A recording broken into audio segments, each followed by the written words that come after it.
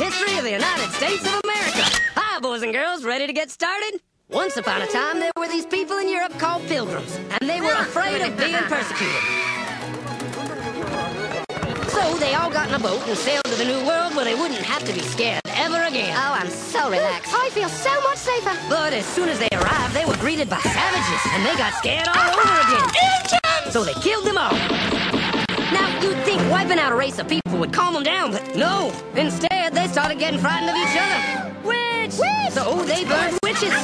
In 1775, they started killing the British so they could be free. And it worked. But they still didn't feel safe. So they passed a Second Amendment which said every white man could keep his gun. I loves my gun. Loves my gun. Which brings us to the genius idea of slavery. You see, boys and girls, the white people back then were also afraid of doing any work. So they went to Africa, kidnapped thousands of black people, brought them back to America, and forced them to work very hard for no money.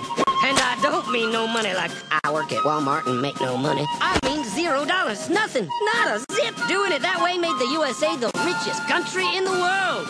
So did having all that money and free help calm the white people down? No way. They got even more afraid. That's because after 200 years of slavery, the black people now outnumbered the white people in many parts of the South. Well, you can pretty much guess what came next. The slaves started rebelling. There were uprisings, and old master's heads got chopped off. And when white people heard of this, they were freaking out and going, I want to live. Don't kill me, big black man. Well, just in the nick of time came Samuel Colt, who in 1836 invented the first weapon ever that could be fired over and over without having to reload. And all the southern whites were like, yeah! But it was too late. The North soon won the Civil War and the slaves were freed. Yep, they were free now to go chop all the old master's heads off. And everybody was like, oh no, we're gonna die. But the freed slaves took no revenge. They just wanted to live in peace. But you couldn't convince the white people of this. So they formed the Ku Klux Klan. And in 1871, the same year the Klan became an illegal terrorist organization, another group was founded, the National Rifle Association. Soon politicians passed one of the first gun laws, making it illegal for any black person to own one.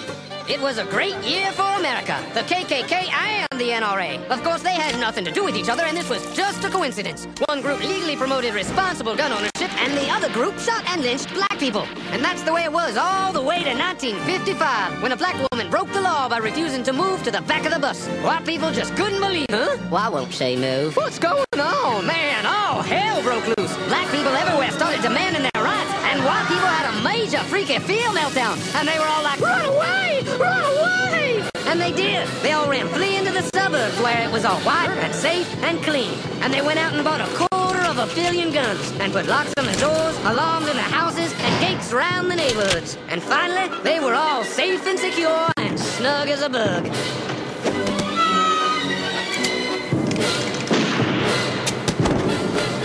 And everyone lived happily ever after.